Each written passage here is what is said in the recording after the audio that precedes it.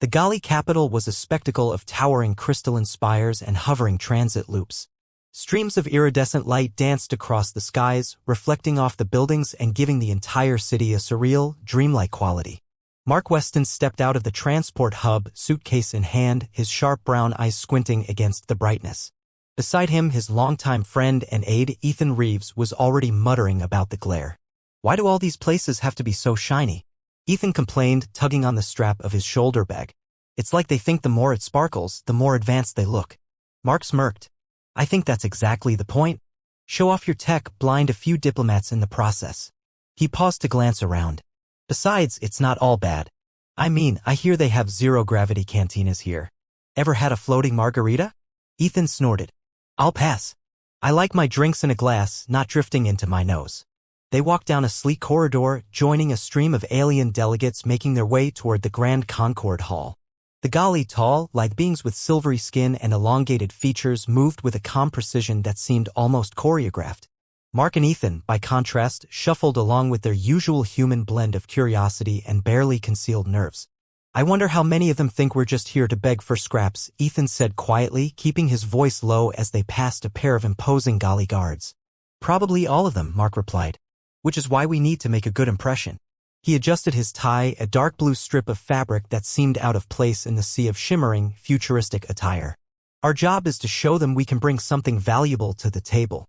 Something they don't already have." Ethan raised an eyebrow. "And what's that exactly?" Mark stopped and gave him a pointed look. "Humor. Humor. Humor," Mark repeated. "When's the last time you saw a Gali crack a joke?" Ethan thought about it for a moment and then shook his head. "I'll admit, their comedy scene seems a little underdeveloped." "Exactly. We're not just another species with fancy tech or big fleets. We're the species that laughs in the face of danger, literally. That's our edge." Ethan sighed. "You're really banking on the power of dad jokes, aren't you? Dad jokes, sarcasm, witty comebacks, whatever works. If we can get them to laugh, we're halfway to earning their respect." They reached the entrance to the hall where a shimmering holographic arch flickered to life. A Gali attendant approached, scanning them with a slender device that hummed softly. "Ambassador Weston, Aide Reeves," the attendant said in a smooth, melodic tone. "Please proceed. The summit is about to begin." "Thank you," Mark replied, inclining his head slightly. As they entered, he leaned toward Ethan and whispered, "All right, here goes nothing. Time to find out if they have a sense of humor after all." The Grand Concord Hall was a vast, circular chamber filled with tiered seating that rose like steps of an amphitheater. In the center stood a platform surrounded by a translucent energy field currently inactive. Mark and Ethan made their way to the human delegation's designated section, a modest cluster of seats near the back. The summit began with a series of long, formal introductions. Delegates from various star systems took turns standing on the central platform, each delivering meticulously crafted statements in flawless Gali standard. As the hours dragged on, the human delegation's initial enthusiasm waned. "Do they ever get to the point?" Ethan murmured under his breath. "Patience," Mark replied. "They'll call us soon enough." When it was finally Mark's turn to speak, he stepped onto the platform and activated the interface. The energy field around him flickered and a soft blue light bathed his face. He took a moment to survey the audience. Hundreds of pairs of eyes, some bright, some glowing faintly, all alien, focused on him. Mark cleared his throat. "Esteemed members of the Gali Alliance, I appreciate the opportunity to address this council. My name is Mark Weston, and I'm here to represent Earth." His voice echoed through the chamber, and the room fell silent. Mark felt the weight of their scrutiny, but instead of faltering, he leaned into it. "Now, I know what some of you might be thinking," he continued. "Earth. That backwater planet on the edge of civilized space. The newcomers who still think warp drives are magic. The species that brought you the interstellar equivalent of canned spaghetti." A faint murmur rippled through the audience. A few delegates exchanged curious glances. "Well, you're not wrong," Mark said, smiling slightly. "But there's more to us than meets the eye. Sure, we're a bit rough around the edges. We don't have the fanciest ships, and we definitely don't have cities that glow like disco balls, no offense." He nodded toward the crystalline spires visible through the hall's transparent dome. "But what we do have is something you might find useful, a unique way of thinking." One of the Gali delegates, a tall figure seated near the front, raised a slender hand. "And what exactly is that, Ambassador Weston?" Mark turned toward the speaker. "Adaptability. Creativity. And yes, a healthy dose of humor." The delegate tilted their head. "Humor. That's right. Humor. Laughter. the ability to find light in the darkest situations. Mark's expression grew more serious. You see, when humanity was facing some of its toughest challenges, we learned to laugh. Not because we didn't take the situation seriously, but because laughter gave us perspective. It helped us think differently. It helped us find solutions others might overlook. Another delegate with shimmering violet eyes interjected. And you believe this humor can contribute to the alliance? I do, Mark replied. In fact, I'd argue that it's precisely what the alliance needs. Because when you're dealing with threats that can't be solved by sheer force or advanced technology, you need a species that can think outside the box. A species that can approach problems from unexpected angles. For a moment, the chamber was silent. Then, to Mark's surprise, a low, resonant chuckle came from the audience. It wasn't much, just one or two delegates laughing quietly. But it was enough to make Mark grin. Well, he said, spreading his hands. At least someone appreciates my sense of humor. The chuckles spread, turning into scattered laughter. Even Ethan, watching from the human delegation's seats, couldn't help but smirk. Mark took a small bow. Ladies and gentlemen, I'll leave you with this. If you're willing to take a chance on Earth, you might find we're more than just the punchline of the galaxy. We're a partner that can help you face the future. One joke at a time. As he stepped down from the platform, the energy field dimmed, and the delegates began murmuring among themselves. Ethan met him at the edge of the chamber, clapping him on the shoulder. Not bad, Mark. Not bad at all. Mark shrugged. I figured it couldn't hurt to lighten the mood. You definitely lightened something, Ethan said, glancing around at the still chuckling delegates. Maybe this humor thing really is our secret weapon. Mark chuckled softly. Maybe it is, Ethan. Maybe it is. And with that, they left the hall, ready to tackle whatever came next. Chapter 2. An Unlikely Partnership. Mark Weston leaned back in his chair, the metallic edge cold against his arm. The Gali conference room was utilitarian, with smooth walls that shimmered faintly under the overhead lights. Across the long table sat Taya, her silver-toned skin catching the light as her dark, almond-shaped eyes studied a data pad. For the last 20 minutes, she hadn't said a word, her fingers gliding over the device's surface in silent focus. Ethan Reeves, seated beside Mark, fidgeted in his seat. You know, back on Earth, we'd probably have offered coffee by now, he muttered, earning a brief glance from Taya. We don't consume stimulants during work meetings, she replied without looking up. They hinder cognitive performance. Mark smirked. That explains a lot about our species, then. Ethan nudged him, whispering, You're not helping. I'm just saying, if humor isn't your thing, caffeine could be the next best alternative. Taya finally set the datapad down. Ambassador Weston, this isn't a social gathering. The Alliance Council is under pressure to address a growing threat. Your delegation has been tasked to assist, but your approach so far has been unconventional. Mark leaned forward, resting his elbows on the table. Unconventional or not, it worked. I got them to laugh. I'm not interested in laughter, Taya said firmly. I'm interested in results. The pirates targeting our border systems have been one step ahead at every turn. They have no discernible patterns, no predictable routes. And yet, the Council believes your unique perspective may help us understand their movements. Sounds like you're skeptical, Ethan said, raising an eyebrow. Skeptical, yes, but also practical, Taya replied. The Council has instructed me to work with you. I don't have to like it, but I will ensure that we complete our mission. Mark tilted his head. I'll take that as a vote of confidence. Ethan chuckled. That's probably the closest thing to a compliment you'll get. Taya ignored the remark and activated a holographic display. A three-dimensional map of a star system appeared above the table, spinning slowly. Mark leaned closer, his expression shifting to one of genuine interest. These are the known pirate incursions over the past month, Taya explained. Red dots lit up on the map, scattered across different sectors. They don't follow established trade routes and their timing is erratic. However, we believe they're targeting areas where local defenses are weakest. Mark studied the map, his brow furrowing. If I were them, I wouldn't just go after weak spots. I'd use those weak spots to distract from something more important. Taya's sharp gaze flicked to him. What do you mean? Think about it, Mark said. If they hit a minor outpost here and here, he pointed to 2 clusters of red dots, it keeps everyone's attention focused on those areas. Meanwhile, they could be staging something bigger in another sector, maybe one we're not even looking at. Taya's expression remained neutral, but her eyes narrowed slightly. That's an interesting theory. Do you have any evidence to support it? Not yet, Mark admitted, but it's something worth considering. Back on Earth, we call it a misdirection play. Ethan chimed in, basically, they're waving their right hand so you don't see what their left hand's doing. Taya crossed her arms, clearly unimpressed. Speculation alone won't help us. We need actionable data. And we'll get it, Mark said. But first, we need to get into their heads. These pirates might be disorganized, but someone is calling the shots. Someone who knows how to stay 3 steps ahead. Taya's lips pressed into a thin line. You're suggesting we focus on identifying their leader? It's a start, Mark said. If we can figure out who's giving the orders, we'll have a better chance of predicting their next move. And how exactly do you propose we do that? She asked. By going to the source, Mark said, a hint of mischief in his tone. You have prisoners, right? Captured pirates? Taya hesitated, then nodded. A few. Most of them are low-level operatives. Low-level doesn't mean useless, Mark said.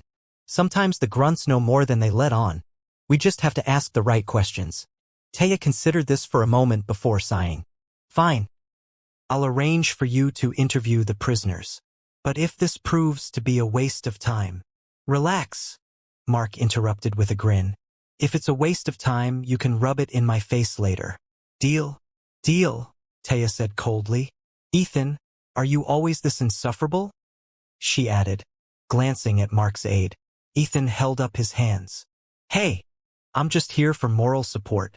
Taya gave him a flat look before turning back to the holographic map. Very well. I'll contact the detention facility and arrange the interviews.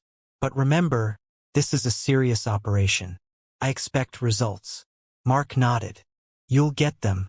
And if we happen to crack a few jokes along the way, well, consider it a bonus. Ethan chuckled again, earning another glare from Taya. You two are impossible. And yet here we are, Mark said with a wink. Taya shook her head and deactivated the holographic display. I'll let you know when the arrangements are made. In the meantime, try to review the information we've provided. We'll need every advantage we can get. Mark stood and offered her a mock salute. Yes, ma'am. Taya didn't respond, turning on her heel and leaving the room. Ethan waited until she was out of earshot before leaning closer to Mark. Think we'll win her over? Mark shrugged. Depends on what you mean by win. If you mean getting her to laugh, I'm not holding my breath. But if you mean proving we're not just a joke, yeah, I think we can pull that off. Ethan grinned. Well then, let's get to work. As the 2 men left the conference room, they shared a knowing look. They didn't have all the answers yet, but they had a plan. And for now, that was enough to get them moving forward. Chapter 3, Closer Ties. A faint hum filled the air as the ship's engines idled. Mark Weston stood in the cramped cargo hold, scanning the manifest displayed on his wrist console. Beside him, Ethan Reeves was digging through a supply crate, his voice muffled as he muttered to himself. Next time we make a supply run, Ethan said, finally straightening up, let's find a vendor who actually labels things. I swear, these crates all look the same. Mark smirked. You mean you can't tell the difference between field rations, variety pack, and field rations? Extended variety pack by weight alone? Ethan rolled his eyes. Funny. Real helpful. He slapped a lid shut and moved to another crate. So what's the deal with this detour? Anyway? Taya says it's critical, but she's being cagey about the details. She'll tell us when she's ready, Mark said, closing the manifest. She always does. For now, let's just focus on getting these supplies sorted. I don't know about you, but I'd rather not explain to a galley officer why we're out of basic medical kits again. Fair enough, Ethan said, lugging a crate toward the wall. Still, it's odd. Taya's usually so by the book. This sudden change in the mission profile doesn't feel like her. Mark nodded, his expression thoughtful. You're not wrong. Something's definitely up. We'll just have to wait and see what she has planned. Before Ethan could respond, the door to the cargo hold slid open. Taya stepped inside, her usual composed demeanor firmly in place. She glanced at the crates, then at the 2 humans. Good, she said. You're both here. I need to discuss the next phase of our mission. Mark leaned against a crate, arms crossed. What's on your mind? Taya motioned for them to gather around a portable holoprojector she carried. Once activated, it displayed a map of a desolate asteroid field. We've received intelligence that one of the pirate factions is using this field as a staging ground, she explained. It's uncharted territory, which makes it perfect for hiding. If we can pinpoint their base, we'll gain a significant advantage. And how exactly do we pinpoint a hidden base in the middle of an asteroid field? Ethan asked, frowning. By analyzing their supply lines, Teta replied. Even the most well-hidden group needs resources. We've intercepted some of their transport routes, but they've been careful not to lead us directly to the base. That's where you come in. Mark raised an eyebrow. Us? You mean the two humans who just spent an hour arguing over ration crates? Teta's gaze didn't waver. You've proven yourselves resourceful. I need the creativity now more than ever. We'll be conducting a reconnaissance mission. You'll pilot the shuttle while I analyze the data in real time. Mark exchanged a glance with Ethan. All right. So we find the base, then what? Then we call in the Alliance fleet to handle the rest, Taya said. Our objective is to locate and confirm the base's position, nothing more. Understood. Ethan gave a mock salute. Got it. Fly the shuttle, don't engage the pirates, and try not to get blown to bits. Taya's lips twitched, almost forming a smile. Precisely. They spent the next hour reviewing the flight plan and going over the recon protocols. By the time they boarded the shuttle, Mark could sense a subtle shift in Teta's demeanor. She seemed more focused, more determined. As the shuttle cleared the hangar bay and entered open space, Ethan settled into the co-pilot's seat, grinning. Well, this is cozy. Nothing like a cramped cockpit to bring people together. Taya, seated at the workstation behind them, didn't look up. Just focus on your instruments. This field is littered with debris and we can't afford any collisions. Got it, Ethan said, adjusting the sensors. Asteroid dodging is my specialty. Mark shook his head, his hands steady on the controls. You've never dodged an asteroid in your life. Details, Ethan shot back. First time for everything. The shuttle entered the asteroid field and the cockpit grew quieter as the crew focused on their tasks. Taya monitored the data streams, her brow furrowed in concentration. Mark and Ethan worked in tandem, navigating the treacherous terrain and maintaining a safe distance from potential pirate patrols. After an hour of careful maneuvering, Taya spoke up. I'm picking up a faint energy signature. It's faint, but it's consistent. Adjust our heading 5 degrees to port. Mark complied, guiding the shuttle toward the new course. Ethan kept a close eye on the sensors, occasionally muttering updates. I've got visual on a cluster of debris, he said. Could be natural, could be cover for something. Send me the coordinates, Taya said. I'll run a scan. The team worked in unison, their movements efficient and deliberate. Mark found himself appreciating Teta's calm, methodical approach. It reminded him of why she was considered one of the Alliance's top analysts. As they closed in on the source of the energy signature, Teta's voice took on a sharper edge. We're close. There's definitely something here. I'm detecting faint power fluctuations and trace amounts of a compound used in advanced shielding. That sounds promising, Ethan said. Or terrifying. Both, Taya said. Stay alert. We may encounter automated defenses or sentry drones. The shuttle's proximity alarms suddenly flared and Mark instinctively tightened his grip on the controls. We've got movement. Small craft heading our way. Defensive pattern, Teta instructed. Keep your distance and avoid direct engagement. Mark maneuvered the shuttle skillfully, weaving through the asteroids to maintain a safe gap. Ethan worked the sensors, providing updates on the pursuing craft's positions. They're not firing yet, Ethan noted. Could just be a patrol? Let's not find out, Mark said. Taya, you have what you need? Almost, she replied. Just a little more data. The tension in the cockpit was palpable as the pirate craft closed in. Mark and Ethan exchanged quick, silent looks, trusting each other. Act-ice precision. The pirate craft gave chase, but their bulky design made it difficult for them to keep up. After several minutes of tense flying, the pursuing ships fell back and the shuttle broke free of the asteroid field. The crew let out a collective sigh of relief. Nice flying, Ethan said, giving Mark a thumbs up. Mark nodded, his hands still steady on the controls. Nice work, everyone. Taya, you've got the data? I do, she confirmed, her expression unreadable. We'll transmit it to the Alliance fleet as soon as we return. This could give us the edge we need. Mark leaned back in his seat, allowing himself a small smile. Good. Let's head home. As the shuttle set course for their rendezvous point, the crew fell into a more relaxed silence. They'd done what they came to do, and for now that was enough. Chapter 4, A Turn of Fate. The pirate base loomed on the hollow projector, its structure now fully mapped and displayed in chilling detail. Mark Weston stood with his arms crossed, eyes scanning every sharp angle and glowing perimeter defense. Beside him, Ethan Reeves leaned on the console, chewing on the corner of his thumb. "Is it just me," Ethan muttered, "or does that place look like something out of a bad sci-fi vid? Spires, energy fields, random blinking lights everywhere?" Taya, seated at her workstation, didn't glance up. Its appearance is irrelevant.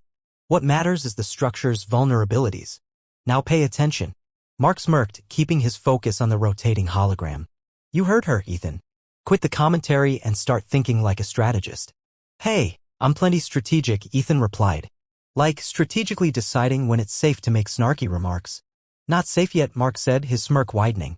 Then, turning serious, he gestured to a cluster of energy nodes on the base's outer shell. "These generators, what's their deal, Tedda?" Tedda's fingers danced across her controls, bringing the nodes into sharper focus. "These power the base's shielding. They operate on a rotating cycle to prevent overload. Disabling one won't compromise the entire system, but it will create a temporary disruption." "Temporary disruption," Mark repeated. "How long?" "Approximately 5 standard minutes," Taya replied. "After that, the other generators will compensate and the shield will return to full strength." Ethan raised an eyebrow. "So we've got 5 minutes to what, sneak in, grab the data we need, and get out before the shields go back up?" "Essentially," Taya said. Mark let out a low whistle. "That's cutting it close. But not impossible." "No," Taya agreed. "Not impossible. But highly risky." "That's where we thrive," Mark said with a grin, clapping Ethan on the shoulder. "Isn't that right, partner?" "Speak for yourself," Ethan muttered. "I'd prefer my risks medium well, not raw."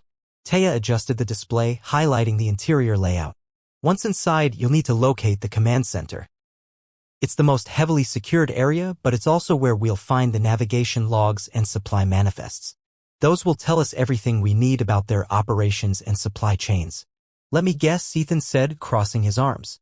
"Getting there involves sneaking past armed guards, hacking a few panels, and probably doing it all while the place is about to go on high alert." Taya nodded. "Correct. I'll provide remote support, but once you're inside, you'll be on your own." Mark glanced at Ethan, who let out an exaggerated sigh. Fine. What's the plan for getting us in without triggering every alarm?" "There's a maintenance hatch here," Tedda said, pointing to a small section of the hologram. "It's not monitored as heavily as the main entrances. If we approach at the right angle and disrupt the shield at the correct time, we can slip in unnoticed." Mark rubbed his chin. "Sounds straightforward enough. Once we're inside, we find the command center, grab the data, and exfiltrate before they even know we're there." Taya's expression remained unreadable. "That's the theory." Ethan glanced at Mark. "You know theories never hold up when we're involved." Mark grinned. "Then we'll adapt. It's what we're good at." Taya shut down the display and rose from her chair. "We depart in an hour. Get your equipment in order." As she left the room, Ethan turned to Mark. "You think she's warming up to us?" Mark chuckled. "I think she's tolerating us. That's progress." When the mission started, the shuttle moved quietly through the asteroid field, avoiding patrols and automated defenses. Taya guided them remotely, her voice calm and measured over the comms. "Maintain current trajectory," she instructed. "You'll reach the maintenance hatch in 2 minutes." Mark, piloting the shuttle, glanced at Ethan. "How's it looking back there?" Ethan checked the gear stowed in the cabin. "Weapons are charged. Tools are ready. I even remembered to pack the Don't Panic manual." "Good. You'll need that," Mark said with a wry smile. The shuttle shuddered slightly as it approached the base's shield perimeter. Taya's voice came through again. "Disabling generator now. You have 5 minutes." Mark eased the shuttle forward, aligning it with the maintenance hatch. The ship slipped through the temporary gap in the shields, and Mark brought it to a stop just outside the hatch. "All right," he said, securing the controls. "This is it." Ethan grabbed his gear, slinging a pack over his shoulder. "Let's just hope Taya's calculations are spot on." "They usually are," Mark replied, stepping toward the hatch. He glanced back at Ethan, his expression more serious now. "Stay close, watch my 6, and don't get cocky." "Me?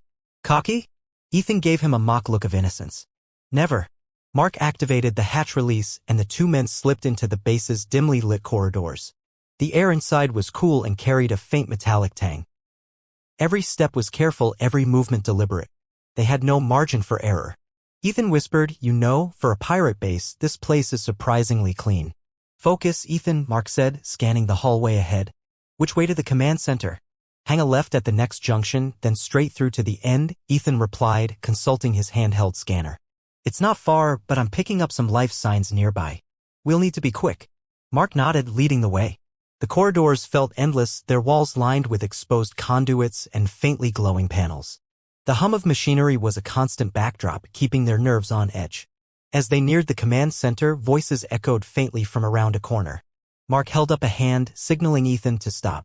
The two men pressed themselves against the wall, listening. Routine patrol, Mark whispered. We wait them out, then move.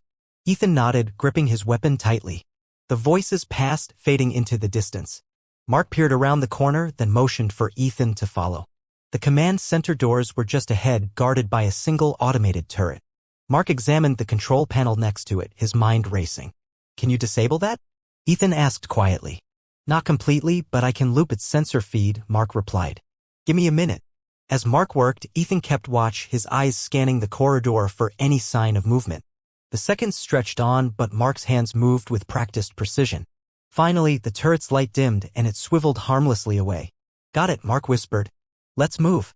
They slipped into the command center, the room glowing with holographic displays and data streams. Ethan immediately began pulling data from the central console while Mark kept an eye on the door. Come on, Ethan muttered, typing rapidly. Almost there. Mark's earpiece crackled to life. You have 2 minutes left before the shield reactivates, Teta's voice said. 2 minutes, Mark repeated to Ethan. Hurry. I'm going as fast as I can. Ethan shot back, the tension in his voice unmistakable. The console beeped and Ethan held up a data drive. Got it. Let's get out of here. Mark didn't need to be told twice. The two men retraced their steps, moving faster now. They reached the maintenance hatch just as the shield reactivated, the energy field flickering back into place as their shuttle detached and sped away. Back aboard, Ethan slumped into a seat, exhaling heavily. Well, that was fun. Mark glanced at the data drive in Ethan's hand. Let's hope it's worth it. As the shuttle left the asteroid field behind, Teta's voice came through the comms. Good work. Bring the data back to the Alliance fleet. I'll analyze it and prepare the next steps. Mark set the course, feeling a strange mix of exhaustion and satisfaction. They'd pulled it off barely. And with the data in hand, they were one step closer to unraveling the pirates' plans. Chapter 5. A New Alliance. The Alliance Fleet's command center buzzed with activity as Mark Weston and Ethan Reeves stepped onto the central observation deck. Rows of holographic displays hovered above consoles, showing the layout of the pirate base they'd just escaped from. Taya stood at the far end of the room, her attention focused on a tactical readout. Looks like they're gearing up for something big, Ethan muttered, nodding toward the numerous officers moving between stations. Either that or the coffee machine finally broke. Mark nudged him. Stay focused. We've still got work to do. As they approached, Taya turned to meet them. Her expression was as composed as ever, but there was a flicker of something in her eyes, relief, maybe? She gestured to a nearby console. The data you retrieved is already proving invaluable. We've confirmed their main supply routes and identified key points of vulnerability in their operations. Mark raised an eyebrow. You sure we got everything? No hidden traps in the data? Taya's lips twitched, almost forming a smile. I've triple-checked. The data is clean. You did well. Ethan grinned. Did you hear that? We did well. Mark smirked. I think that's the closest thing to a compliment we've ever gotten. Teta ignored their remarks and turned back to the holographic map. Our next step is to move against their supply network. By cutting off their resources, we'll force them to retreat and eventually disband. The Council has authorized a coordinated strike and they've requested your assistance in planning the operation. Mark exchanged a glance with Ethan. You want us to help strategize a fleet-wide operation? I'm flattered. You've proven you can think outside the parameters of traditional tactics, Taya said. Your approach to the reconnaissance mission was unconventional but effective. We need that same ingenuity to ensure this operation succeeds. Ethan raised a hand. Quick question, does this mean we'll be calling the shots, or just offering suggestions? Teta's gaze didn't waver. You'll be advisors. The final decisions will rest with the fleet commanders. Got it, Ethan said, lowering his hand. Advisors. I can live with that. Mark stepped closer to the hologram, studying the supply routes and the pirate strongholds. All right, let's think this through. If we target their fuel depots first, we'll cripple their mobility. No fuel, no way to regroup or strike back. Taya nodded. That would be a logical starting point. Disabling their fuel depots will force them to rely on secondary caches, which are more difficult to access and less secure. And once they're struggling to stay mobile, Ethan added, we hit their communications hubs. Cut off their ability to coordinate and they'll start falling apart from within. Mark tapped the display, highlighting a key sector. Exactly. We keep them scrambling, make them react instead of plan. The more disorganized they become, the easier it'll be to pick them off piece by piece. For the next hour, the three of them worked together, refining the plan. They argued over timing, debated the best entry points, and adjusted the fleet's positioning on the tactical map. Mark and Ethan's dynamic, a mix of humor, gut instinct, and sharp observations blended with Tara's meticulous attention to detail. Despite their differences, they found a rhythm, a balance that made their collaboration unexpectedly smooth. Finally, Taya stepped back, arms crossed, as she reviewed the updated battle plan. This should give us the edge we need. I'll present it to the fleet commanders. If they approve, we'll initiate the operation within the next 48 hours. Mark straightened, running a hand through his hair. That's a tight timeline. But if we pull it off, we'll be shutting down one of the biggest threats to the Alliance. Taya met his gaze, her expression softer than usual. It's a risk, but a calculated one. And it's one we're prepared to take. Ethan sighed dramatically. Just once, I'd like to have a mission that doesn't involve calculated risks. Maybe something like delivering flowers or organizing a nice picnic. Mark chuckled. You'd find a way to turn a picnic into a high-stakes operation. Hey, I can be relaxing, Ethan protested. I just choose not to be. Taya shook her head, though there was a hint of amusement in her tone. I'll admit your approach has been unconventional. But it's also been effective. I'll take results over tradition any day. Mark tilted his head. Did you just admit you like working with us? I said you were effective, Taya corrected. Ethan grinned. Close enough. With their strategy finalized, Taya excused herself to prepare for the briefing with the fleet commanders. Mark and Ethan lingered on the observation deck, looking out at the bustling activity below. She's not so bad once you get to know her, Ethan said, leaning on the railing. Yeah, Mark said, a small smile forming. She's all right. They stood there in silence for a moment, watching the crew move with purpose.